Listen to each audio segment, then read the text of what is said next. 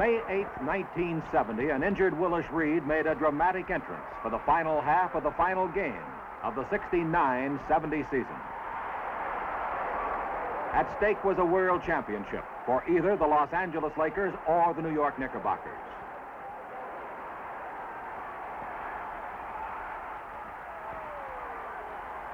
The Knicks, who had gone an incredible 24 years without a world title, and their loyal fans felt they deserved better.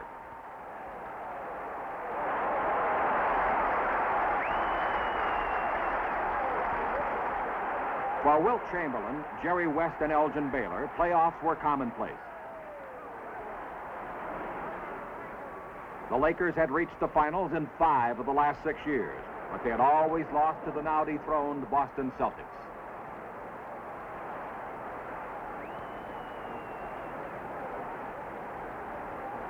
New York coach Red Holtzman hoped that the Knicks could take over where the Celtics had left off. And late in this 7th game of the series, he got his wish.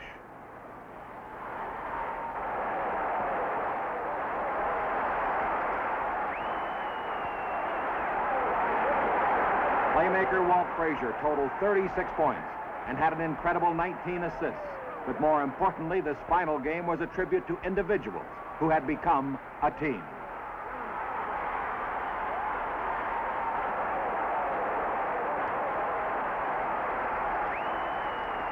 With only seconds remaining, Willis Reed left the game as the NBA's and the New York fans' most valuable player.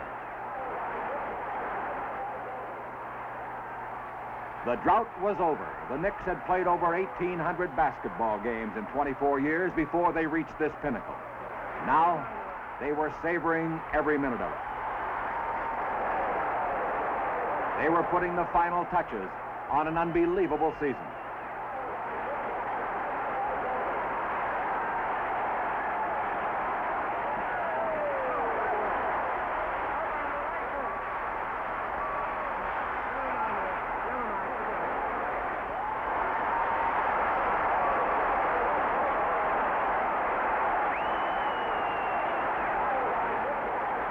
The NBA was heading into its 25th year, and they could not have wished for a neater pre-silver anniversary present than having the New York-based team win the championship.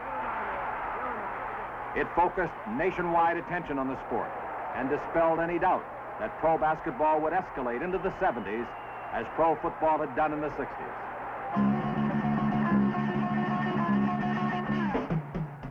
One season later, 3 teams were added to the NBA.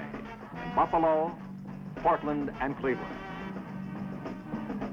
But new or old, their objectives were the same: try and topple the Knicks from their throne in Madison Square Garden.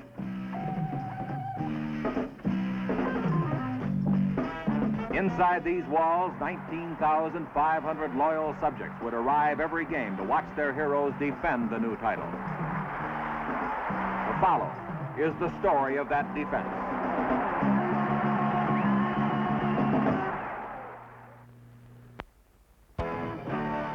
The Knicks moved into the 1971 season with the same style that had won them the championship only months before. No one needed a program to spot them because the team that had become the toast of New York remained intact. Despite the expansion draft, the champions were able to keep their top 8 men. They were a unique team where no one man dominated play. And the success they enjoyed was shared by everyone.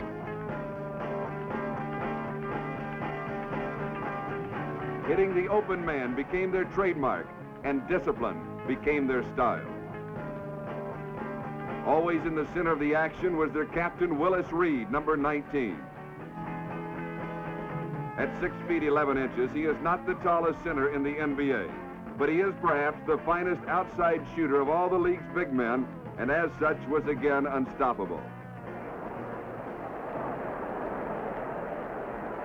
John Havlicek and the Boston Celtics were to find this out throughout the season. On March 6, 1971, they arrived in New York, and Mr. Reed quickly gave them a lesson in the art of his shooting.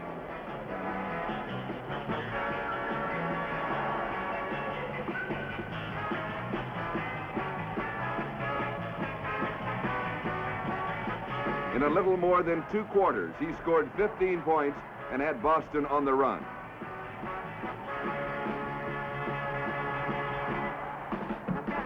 But the Celtics have a pride as deep as the Knickerbockers. The Cousies, Russells, and Joneses are gone, but a new crop has taken their place, and it seems only a matter of time before Boston comes back.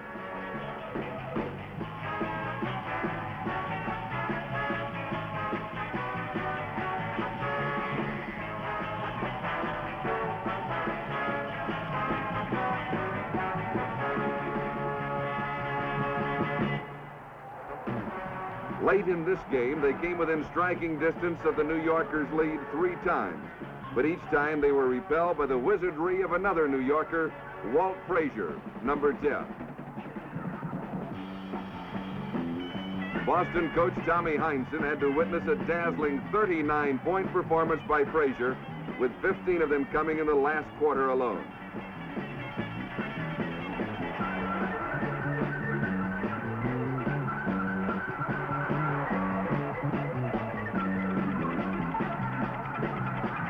The joyous New Yorkers first saw Reed, then Frazier, run Boston right out of their shoes.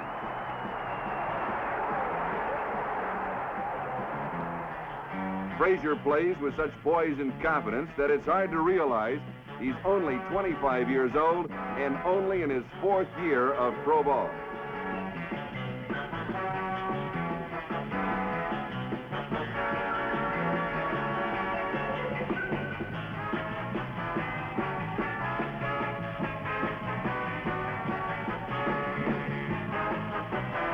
He led the 1971 Knicks in scoring with almost a 22-point per game average. But his greatest joy comes from playing defense and impromptu meetings with the official score. He was a unanimous selection on the NBA's all-defensive team. Timing and lightning reflexes are his tools. Once on offense, Frazier more often than not will give up the ball to a teammate, just to keep them happy, as he says.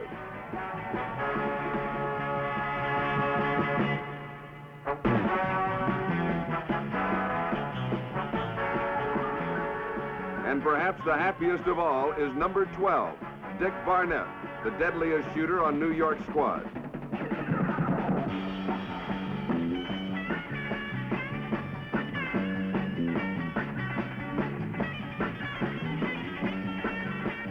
Barnett is 35 years old, but that's only on paper. In the last 2 seasons, he has been the only Knick to have never missed a game.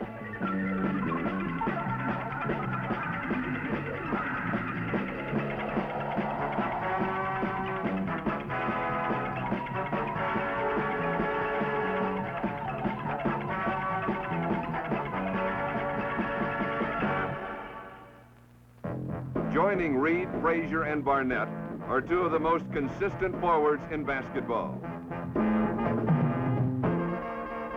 Bill Bradley, number 24, is completely proven that he could adapt himself to pro ball from the scholarly courts of Princeton and Oxford.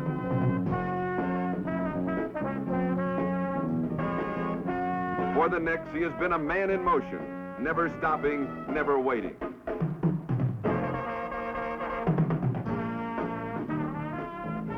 Many say that it's Bradley's mobility that opens up the Knicks' attack, and frequently it puts him on the receiving end instead of the giving.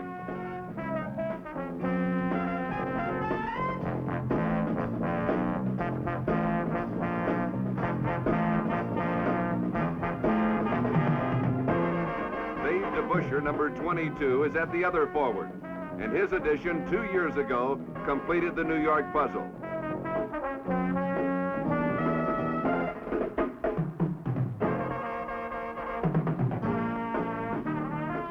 His 15 points and 10 rebounds a game tell only part of the story, for the facts are there. Without Dave DeBusschere, the Knicks were also Rams. With him, they became world champions.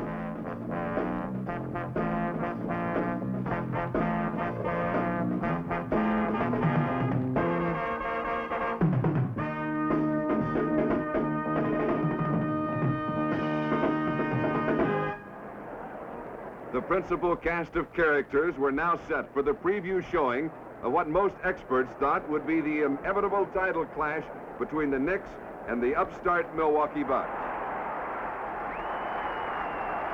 New York had already won 3 of the 4 previous meetings, but Milwaukee was by far the winningest team in basketball. The Bucks had already wrapped up the Midwest Division, and New York needed this victory to clinch the Atlantic Division title.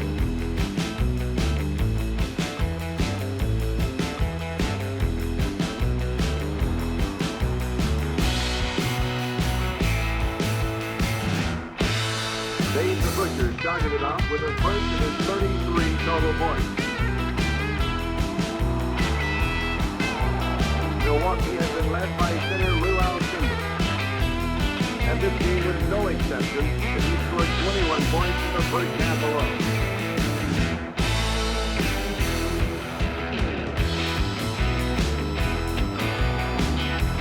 The game gave each team a chance to test each other again, but as the time grew short, Shippers shortened too. And it showed in the faces of the players, the coaches, and the lovable New York fans.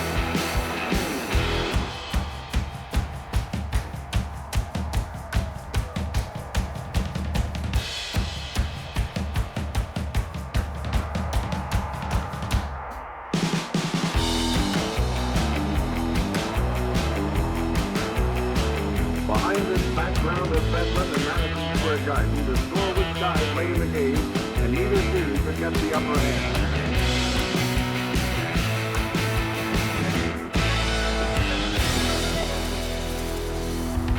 Then the league's best defense finally made its presence felt and gave New York the chance to go ahead.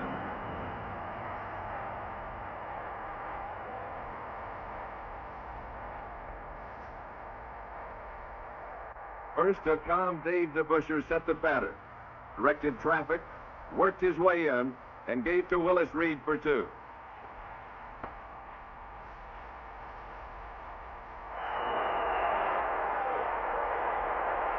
Then another Frazier steal. And one more bucket by Reed, and the Knicks had made it 4 out of 5 over the winningest team in basketball. But most felt that Milwaukee would get another chance at New York in the NBA championship.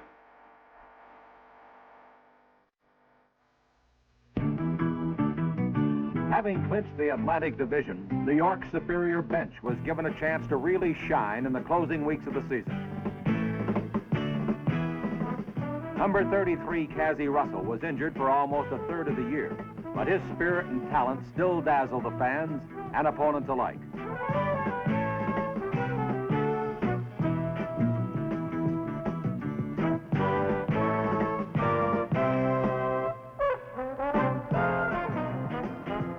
Mike Reardon, number 6, played in every game and came up with some equally amazing shots.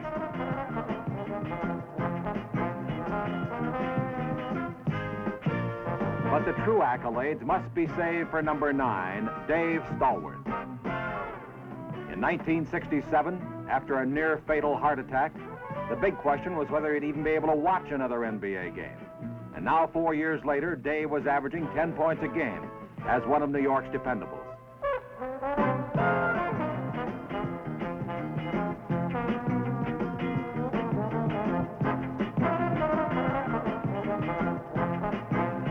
The hustle of the New York bench set the tempo for the rest of the club.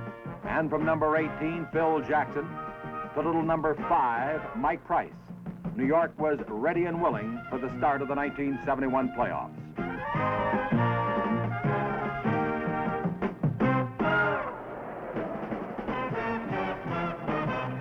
After 82 test cases, New York's reign as champions was truly on the line. And first to have a crack at it in the quarterfinals were the Atlanta Hawks.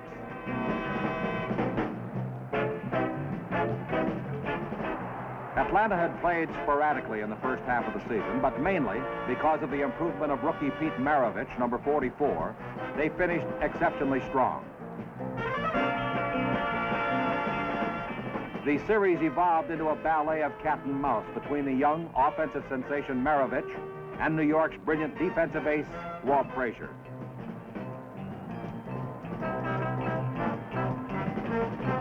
Through 5 games, Frazier hounded Maravich until he finally surrendered the ball to his teammate, Walt Hazzard.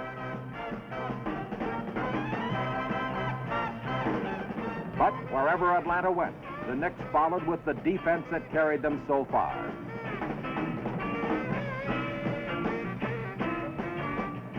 Now it was Bill Bradley on Lou Hudson. And then Reed on Walt Bellamy. Once on offense, Frazier showed the rookie one of the finest moves of this or any other season.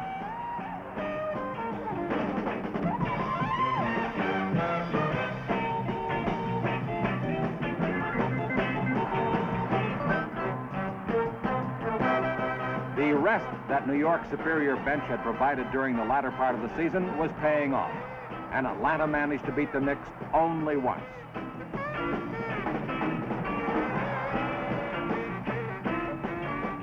Particularly inspiring was the mobility of Willis Reed. As Reed goes, so seemed to go the Knicks. Big number 19 has been slowed recently by sore knees and a sore hip. Now on the last play, as the Knicks were wrapping up their 5th and final victory over Atlanta, Reed injured his shoulder in a freak collision with Walt Bellamy.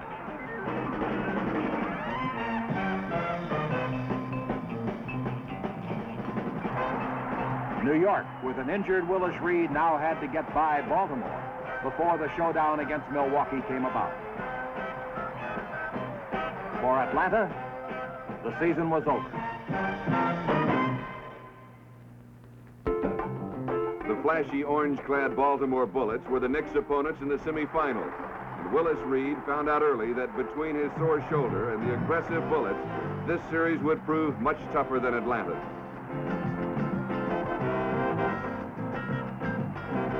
New York barely took the first game by a point, and that 1 point wasn't accepted graciously.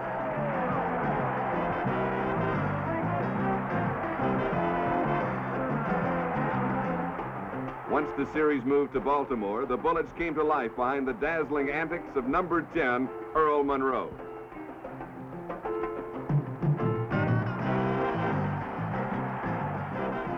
The Bullets and Knicks both won on their home court, but the effects of the long season were finally beginning to show on both teams. The great desire to succeed combined with tiring limbs to produce some wild and often painful basketball. The Bullets' Johnny Trezvant went down hard in the 6th game. Willis Reed's right knee buckled in the 7th. With the series now dead even at 3 wins apiece, the play got even rougher. New York held a 4-point halftime lead, which Baltimore got right back, but the tempers on both teams were getting tighter than the score.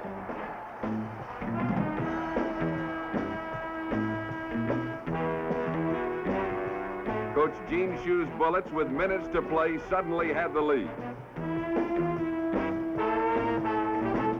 New York was scrambling for every opportunity to come back, but the drain of their long championship year was showing through. The Knicks trailed by 3 points with 1.5 minutes to play. New York's fiery leader, Red Holzman, had been named NBA Coach of the Year after the Knicks won the championship 1 year ago. And like his players, he knew what it was like to be number 1, and like them, he wanted to stay there. After a New York free throw, Baltimore's Earl Monroe increased their lead to 4, and time was running out. Willis Reed cut the margin to 2 points.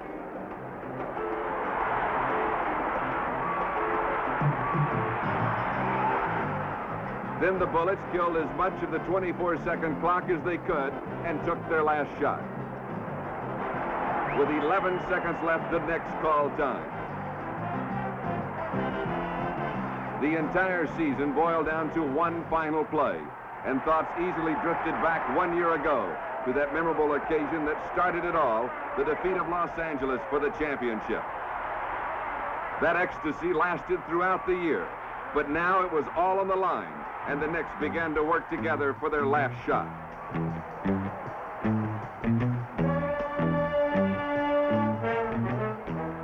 Frazier handed off to Bill Bradley for a shot at the buzzer, but Baltimore's Wes Unseld tipped the ball, and it was all over.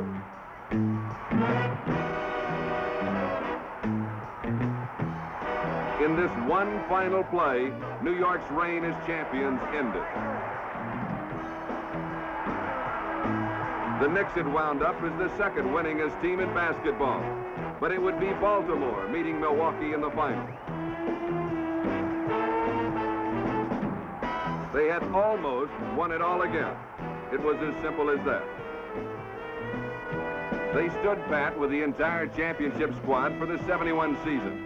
For 1972, one change is going to be made.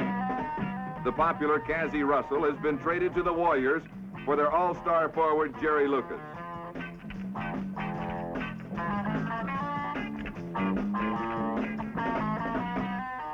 The 6'8" veteran has averaged over 19 points a game throughout his 8-year career, but his domination of the boards has almost been a bigger asset. With Lucas added to their impressive roster, the Knicks should again make a run at the top, for they have seen what it's like to be there, and New York's loyal fans can't wait.